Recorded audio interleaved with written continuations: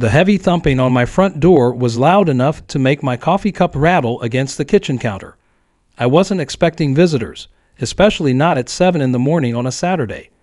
I shuffled over, still half asleep, and when I opened the door, there she was, Karen, president of the HOA, wearing her signature neon pink blazer, clipboard clutched to her chest like a weapon, and flanked by two overzealous HOA security officers who looked like they took their mall cop roles a little too seriously. Without so much as a greeting, Karen jabbed her finger toward me and barked, "We have received several noise complaints about your property, and we demand immediate access to your garage for inspection." I blinked at her, wondering if I was still dreaming. Noise complaints? At 7 in the morning. I hadn't even turned on a light yet, let alone blasted heavy metal through the walls. Behind Karen, a few nosy neighbors peeked from behind their curtains, phones already in hand, hoping for the morning's entertainment. I leaned casually against the doorframe and gave her my calmest smile, the kind that I knew would infuriate her even more. "I'm sorry, but you're not coming into my garage. It's private property." Karen's face reddened instantly, her mouth flapping like a fish out of water. She wasn't used to people standing up to her. Her security goons shifted uncomfortably, clearly unsure if they were supposed to act tough or wait for Karen's signal. I could see the gears turning in her head, her imagination painting wild pictures of what I might be hiding behind that locked door. Drugs maybe, illegal gambling, a secret underground fight club. The truth, of course, was something she could never even begin to guess. Inside that garage sat a state-of-the-art recording studio packed with soundproof panels, encrypted communication systems, and specialized equipment designed to capture wiretap evidence.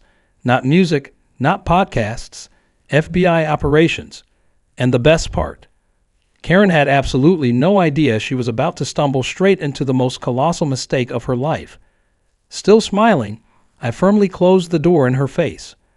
Through the peephole, I saw her furiously scribbling something on her clipboard, probably drafting the angriest violation notice the HOA had ever issued. As she stomped off, I caught her muttering to her goons, "If he won't let us in, we'll find another way. He's hiding something, I know it." And just like that, I knew the real show was just beginning. By noon, the neighborhood group chat was exploding with gossip. Karen had posted a vague message warning everyone to stay vigilant and report any suspicious activities on my property. I laughed out loud when I read it, sipping my second cup of coffee. My garage hadn't made a peep in days. The equipment was calibrated for ultra-low noise, and even the tiny bit of hum from the servers wouldn't carry past the reinforced walls. It was almost impressive how far Karen's paranoia could stretch. Still, I figured she would fume for a few days, maybe send another passive-aggressive letter, and eventually move on. What I didn't realize was just how far she was willing to go. Later that evening, while taking out the trash, I noticed something odd. Across the street, Karen and a few of her loyal HOA board members were huddled together, talking in hushed tones and shooting glances toward my house. I caught snippets of their conversation, words like illegal operation, and we have the right to inspect. One of them, a wiry guy in a security shirt 3 sizes too tight, brandished a pair of bolt cutters with a grin that made me laugh out loud. They actually thought they were on some kind of secret mission. Little did they know, every inch of my property was under surveillance. Hidden cameras, motion sensors, a silent alarm system that connected directly to the local FBI field office. They weren't just poking the bear. They were practically rubbing steak all over their bodies and running into the bear's den with flares. As I went back inside, I checked the feed from my security cameras. Karen and her crew were whispering furiously, pointing at the garage, plotting something. I zoomed in and caught the gleam of bolt cutters in the dim streetlight. I leaned back in my chair and grinned. Oh, this was going to be good. I debated calling Agent Rodriguez right then and there, but something told me it would be way more satisfying to let Karen walk herself into the trap. I had spent months setting up this sting, working alongside real professionals, keeping everything legal, airtight, and protected. Karen thought she was about to catch me red-handed. In reality, she was walking straight into the lion's mouth wearing a steak necklace. As midnight approached, the neighborhood grew quiet. Lights flicked off one by one. The perfect stage was set. I sat in my living room with the lights dimmed, coffee in hand, eyes glued to the security feed on my laptop. Sure enough, 3 figures crept into frame, hunched over, carrying a crowbar, bolt cutters, and what looked like a cheap walkie-talkie set. Karen led the charge, her hair wrapped tightly in a scarf like she was heading into a hurricane. Behind her, the 2 HOA goons followed closely, tripping over garden gnomes and nearly knocking over my mailbox. The silent alarm blipped on my screen. Perimeter breach detected. Activating Level 1 protocols. I clicked the button to acknowledge, and across town, a silent alert pinged the FBI's emergency dispatch. Down at the garage, Karen pressed her ear to the door dramatically, as if she was auditioning for a community theater production of Mission Impossible. She whispered something I couldn't hear and motioned to the wiry guy with the bolt cutters. With a clumsy yank, he snipped the side gate lock, and they slipped inside the fenced utility area. They crowded around the garage door, struggling with the heavy industrial padlock. I watched them fumble, swear, and kick the door with increasing frustration. And then, without warning, the night erupted in a blaze of flashing red and blue lights. Black SUVs roared up the street from both ends. Doors flew open, and federal agents poured out like a scene from an action movie. They surrounded the property in seconds, guns drawn but controlled, barking commands that echoed across the sleeping neighborhood. Karen screamed, dropping the crowbar like it had bitten her. The wiry guy tripped over his own feet and face-planted into a flower bed. The third guy froze with his hands in the air, his walkie-talkie dangling uselessly from his wrist. I casually stood up from my chair, stretched, and strolled toward the front door, sipping my coffee. As I opened it, I caught the sight of Karen being handcuffed on my front lawn, her face a perfect mix of terror, confusion, and righteous indignation. One of the agents nodded at me respectfully. "Thank you for your cooperation, sir. We've got it from here." I gave him a friendly nod in return, hiding my grin behind the coffee cup. In the distance, Karen's voice rose in a high-pitched wail.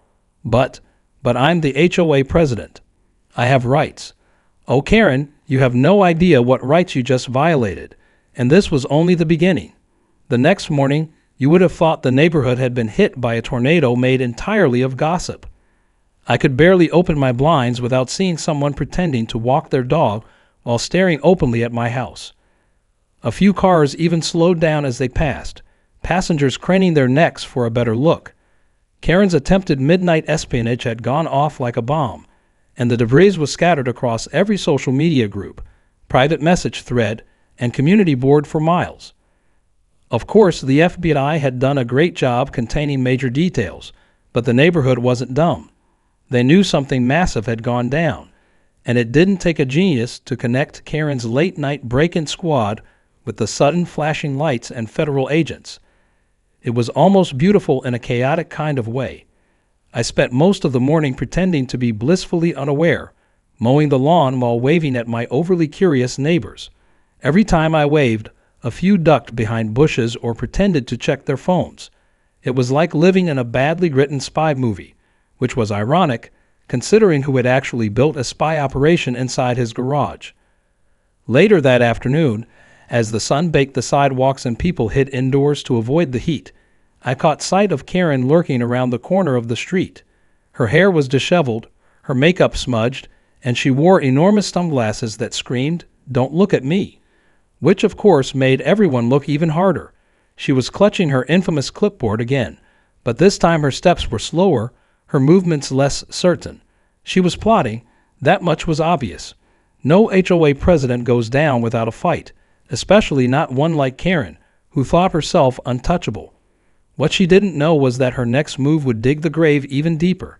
Inside my house, I pulled up my security camera feed once again. Cameras hidden in the trees, embedded in fake rocks, even the tiny solar lights lining my driveway were wired. I watched her creep along the sidewalk, pretend to admire the flowers near the curb, and subtly snap pictures of my property with her phone. She wasn't even trying to be subtle anymore. I could almost hear her thoughts swirling. She was desperate to find something. anything, to justify what she had done. If she could manufacture enough outrage, she might dodge the consequences. Unfortunately for her, reality wasn't on her side this time. As evening fell, Karen gathered a handful of her most loyal HOA foot soldiers for a secret meeting. They met at one of their houses 2 streets down, but of course I had ways of knowing what was said. It was not illegal to have a friend in the neighborhood who happened to live next door to that very meeting spot. My buddy Marcus, a longtime local and fellow Karen hater, texted me a play-by-play. Apparently, Karen was cooking up a new scheme. She insisted that because she had acted in good faith based on credible community concerns, she could avoid any legal trouble. Her plan was to stage another complaint, this time claiming that I was operating a dangerous, illegal broadcast center that was interfering with emergency services. It was so ridiculous that I actually laughed out loud when Marcus sent me the details. Karen didn't realize that every move she made now was being documented, not just by me, but by federal agents who had officially opened an obstruction investigation against her. She was under surveillance so tightly that if she sneezed, 3 different people would know about it before she could wipe her nose. And yet she thought she was still the one in control. That delusion was about to lead her straight off a cliff. The plan was set in motion 2 nights later. Just after 11 o'clock, Karen and her bumbling inner circle decided to make their move. They met up near the end of the block, wearing black clothes like a group of teenagers about to toilet paper a house. This time, instead of bolt cutters and crowbars, they came armed with a cheap scanner, a borrowed police radio, and a handheld signal jammer they probably bought from some shady online store. Their mission, from what I could piece together, was to prove that my garage setup was jamming emergency frequencies. Never mind the fact that my equipment didn't even operate on those wavelengths.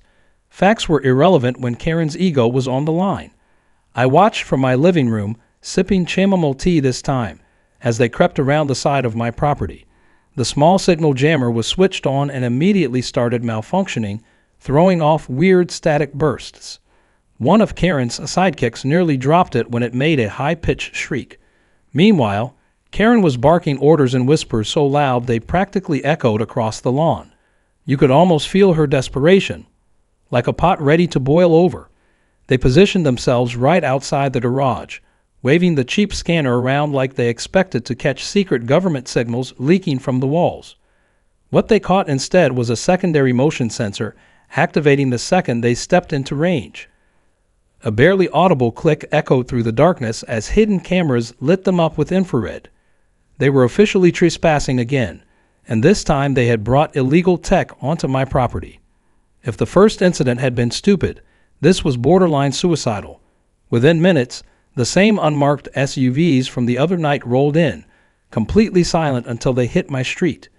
Then, all at once, sirens flared up. Floodlights ignited the scene like it was daytime, and a new team of federal agents swept in to collect the idiotic invaders. Karen screamed again, a sound so familiar by now it was practically part of the neighborhood soundtrack. She tried to make a run for it but tripped over one of the solar lights lining my driveway. Her cronies didn't fare much better, getting tackled and cuffed within seconds. One agent, looking more amused than angry, picked up their little jammer device between 2 gloved fingers, examined it, and shook his head in disbelief. I stepped outside just in time to catch the moment when Karen, dirt smeared across her pants and hair frizzing out like a frightened cat, was hauled to her feet. Agent Rodriguez approached me with a small smile, clearly struggling to keep a straight face. "Looks like your HOA just upgraded from trespassing to possession of illegal surveillance equipment," he said dryly. "Congratulations, they're going for a twofer." I chuckled and nodded. "Always happy to help, Agent." Karen caught that exchange and practically vibrated with rage, trying to shout over the agents handling her. "This is harassment. I'm protecting my community. He's the criminal," she shrieked, pointing a shaking finger at me. Rodriguez didn't even blink. "Ma'am," he said calmly, "you are under arrest for multiple felonies, including unlawful surveillance, trespassing, and tampering with federal property. Anything you say can and will be used against you in court." Karen's jaw dropped so wide, it was a wonder it didn't unhinge completely. She opened and closed her mouth like a broken animatronic doll, her brain clearly short-circuiting under the pressure. As the agents loaded her and her team into the waiting vehicles, I turned back toward my garage. I couldn't resist giving a little wave at the security cameras, knowing that somewhere in the FBI office, my colleagues were laughing their butts off at the footage. Karen had wanted so badly to be a hero, to expose some grand criminal conspiracy. Instead, she had walked right into the middle of a real one and turned herself into the prime suspect. And the best part, the night's drama was only just heating up. The next morning was unlike anything our little neighborhood had ever experienced. Word of the late-night chaos spread even faster than before. By the time the sun was up, everyone knew that not only had Karen been arrested again, but this time it was even worse. It was not just a trespassing charge anymore. Now it was serious federal crimes that could not be wiped away with a fake apology or a basket of homemade muffins. By 9:00 a.m., news vans had started circling like vultures, hoping to catch a glimpse of the infamous HOA president who had managed to get herself cuffed twice in under a week. Some neighbors, still in their pajamas, dragged lawn chairs out onto their front yards, sipping coffee and watching the circus unfold. It was better than reality TV, and nobody wanted to miss a second. From my living room, I watched the chaos unfold with a kind of detached amusement. My phone buzzed every few minutes with texts from people asking what had really happened, offering half-baked theories about secret drug labs or spy networks. I just responded with a simple shrug emoji every time. It was more fun letting their imaginations run wild. Meanwhile, I knew the real story was even crazier than anyone could have dreamed. Karen had tried to accuse me of running an illegal operation and had ended up blowing the lid off an actual federal sting operation instead. Around noon, there was a knock at my door. This time it wasn't Karen or her goons. It was Agent Rodriguez, flanked by two other agents who looked like they had walked straight out of an action movie casting call. Rodriguez gave me a polite nod and got straight to the point. "We need your cooperation for a full debriefing, and we thought it might be a good idea for you to be present when we talk to your lovely HOA board." His mouth twitched like he was fighting a grin. I agreed immediately, sensing this was going to be something worth witnessing. Half an hour later, we all gathered in the neighborhood clubhouse, the same place where Karen had once ruled supreme during HOA meetings, smugly doling out petty fines and absurd new rules. Now it was packed with stone-faced federal agents and a few trembling HOA members who looked like they regretted every decision that had led them here. The mood was tense, the air so thick you could practically chew it. Karen herself was brought in separately, still handcuffed, her face pale and drawn. She refused to meet my eyes, focusing instead on the stack of legal documents spread out on the table. Agent Rodriguez stood at the front of the room and addressed everyone with a voice that was calm, measured, and chilling. "We have gathered evidence that shows members of this HOA, under the leadership of Miss Karen, have engaged in unlawful surveillance, trespassing, tampering with federal property, and obstruction of an ongoing federal investigation." He paused to let the words sink in. There were audible gasps and one particularly dramatic squeak from the woman who ran the neighborhood garden committee. Karen predictably exploded. "This is ridiculous," she screeched, her voice echoing off the clubhouse walls. "I was protecting the community. He's the criminal. He's hiding something in that garage." She pointed at me again, her fingers shaking with fury. Rodriguez didn't even blink. He simply slid a folder across the table toward her. Inside were photos, surveillance footage, signed warrants, and a detailed timeline of my perfectly legal cooperation with the FBI over the past year. Karen snatched the folder up with shaking hands and flipped through it, her eyes growing wider with every page she turned. One of the other HOA members, a weaselly guy named Todd, cracked first. He blurted out that he had never agreed to any of this, that Karen had convinced them it was just a harmless inspection. Another board member, a woman named Linda, quickly chimed in, claiming she had been threatened with fines if she didn't go along with the plan. It was like watching a sinking ship, with rats leaping off in every direction, trying desperately to save themselves. Karen realized too late that her loyal army was abandoning her, and for once, she had no way to spin the situation in her favor. Rodriguez allowed the room to descend into chaos for a moment before raising his hand for silence. "Here's what's going to happen," he said. "Some of you may be charged, depending on your level of involvement. Others will be placed under investigation. But make no mistake, there will be consequences for what happened here." Karen opened her mouth to argue again, but Rodriguez cut her off. "And you," he said, turning to her directly, "are facing multiple felony charges that will almost certainly end with prison time." The room went silent except for the low, desperate whimper that escaped Karen's throat. She looked around wildly, as if hoping someone would come to her defense, but there was nothing but cold, angry glares from the neighbors she had once lorded over. Even her most loyal allies were now desperate to distance themselves from her, and it was clear she was utterly alone. I almost felt sorry for her. Almost. As the agents began gathering their materials, Rodriguez turned to me and offered a firm handshake. "Thanks again for your cooperation. You've been incredibly helpful." I nodded, feeling a deep, satisfying sense of closure. For over a year, I had operated quietly, secretly helping dismantle a major criminal network through my work with the FBI. I had kept my head down, endured Karen's petty harassment, and maintained my cover. And now, in one spectacular explosion of stupidity, Karen had managed to expose herself and bring an entire corrupt HOA system crashing down. As I left the clubhouse, the sun shining brightly overhead, a few neighbors gave me hesitant nods and half smiles. Word was spreading fast now, and by evening I knew the full story would be out. Karen's reign of terror was officially over. No more ridiculous fines for mailbox colors. No more citations for leaving trash cans out 20 minutes too long. No more threats about lawn decorations being unsightly. I walked home feeling lighter than I had in months. The neighborhood had been freed from a tyrant, and all it had taken was one entitled woman's inability to mind her own business.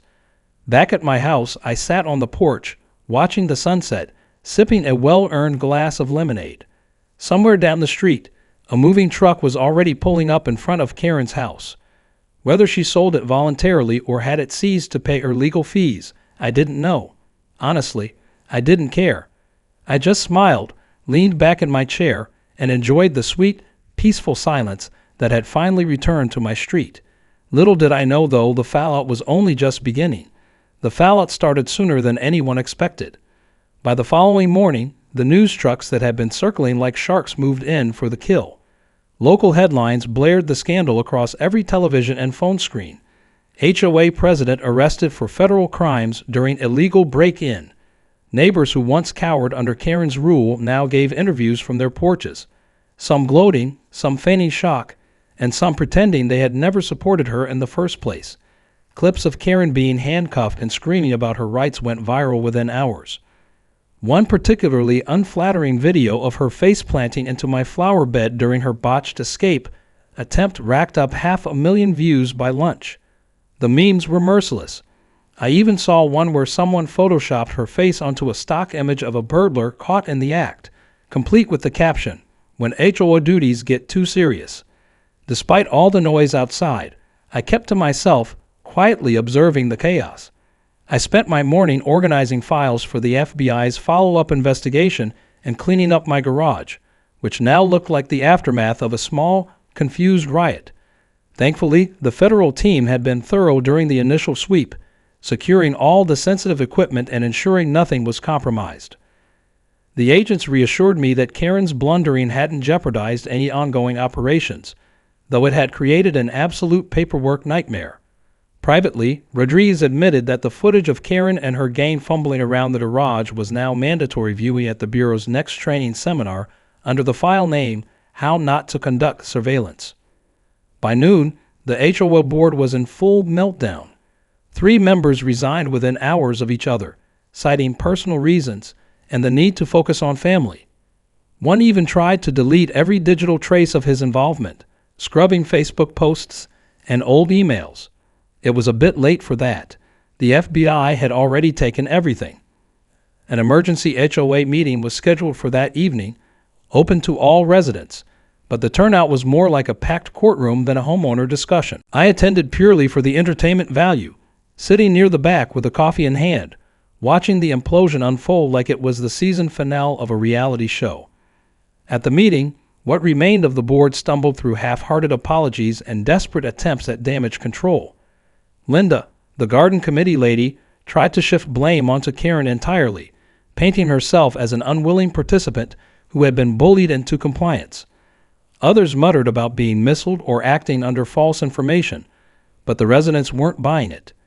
People stood up one after another, voicing their outrage about years of unfair fines, selective enforcement, and general abuse of power. Someone even pulled out a binder full of petty violation notices from the past 5 years, dramatically slamming it on the table for emphasis. It was an open rebellion, and there was no putting the fire out now. The final blow came when Rodriguez, dressed casually but wearing his badge around his neck for full effect, stood up at the back of the room and addressed everyone. He made it clear that the FBI's investigation wasn't limited to Karen alone. If it turned out that any HOA members knowingly participated in illegal activities, there would be serious consequences. The room went completely silent. A few board members turned visibly pale, and one man got up and left without a word, leaving his chair spinning behind him. Rodriguez wrapped up by recommending that the HOA dissolve its current leadership immediately and hold fresh elections under federal supervision to ensure transparency and compliance with state and federal laws. He might as well have dropped a grenade in the center of the room. After the meeting adjourned in chaos, people gathered outside in small clusters, whispering and arguing. Some approached me hesitantly, thanking me for helping expose the corruption, asking if I would consider running for a board position. I politely declined every time. I had no interest in becoming the new Karen. I had done my part. It was time for the neighborhood to fix itself. Meanwhile, across the street, Karen's house sat dark and empty. A for sale by owner sign hastily hammered into the lawn. Rumor had it she was planning to flee to another town, trying to escape the scandal, but there was no running from federal charges. Wherever she went, her record would follow. That night, I decided to throw a small celebration in my backyard. Nothing fancy, just a few friends, some good food, and a lot of laughter. I even set up a karaoke machine inside the garage, which was now something of a neighborhood legend. As the sun set and the lights twinkled overhead, people started showing up with lawn chairs, coolers, and homemade dishes. The mood was lighter than it had been in years. For once, it felt like a real community, not a dictatorship ruled by a clipboard-wielding tyrant. In a funny twist, Agent Rodriguez and a few other agents dropped by briefly, off-duty and dressed casually. They brought a plaque as a thank-you gift, engraved with a simple but hilarious message, in recognition of outstanding service in HOA counterintelligence. We all laughed as Rodriguez presented it to me with mock formality, and someone snapped a picture just in time to capture the moment. That photo ended up framed in my living room, a reminder that sometimes the best victories come from simply standing your ground and letting the truth do the heavy lifting. As the evening wore on, someone suggested we set up a piñata shaped like a giant clipboard in honor of Karen's favorite weapon. Within minutes, it was hanging from a tree branch, and people took turns whacking it with a broomstick, roaring with laughter every time it spun and cracked. Candy and small plastic violation notices filled out when it finally burst open, a fitting end to a long, ridiculous saga. Later, as the crowd thinned and the last embers of the fire pit glowed softly, I sat back and looked around. It was the first time in a long while that the neighborhood felt genuinely alive, not weighed down by fear or resentment. We had survived the reign of Karen, exposed the rot festering in the system, and emerged stronger for it. And all it had taken was a stubborn HOA president with a hero complex, a few bolt cutters, and an ill-fated midnight raid on a secret FBI recording studio. As I finished the last sip of my drink and stood up to head inside, I couldn't help but chuckle. Sometimes reality really was stranger than fiction, and sometimes if you were very, very lucky, it was a whole lot funnier too. The days that followed felt like the dawn of a new era in the neighborhood. The air was lighter, the sidewalks seemed busier, and for the first time in a long time, people were smiling without the strain of walking on eggshells. Karen's name became a forbidden word spoken only in jokes or in the hushed, incredulous tone reserved for local legends who crash and burn spectacularly. Her house sold remarkably fast, snapped up by a young couple who clearly had no idea about the scandal that had unfolded on their future front lawn. They moved in with wide smiles and fresh paint cans, blissfully unaware of the chaotic ghosts that still haunted the street in the best possible way.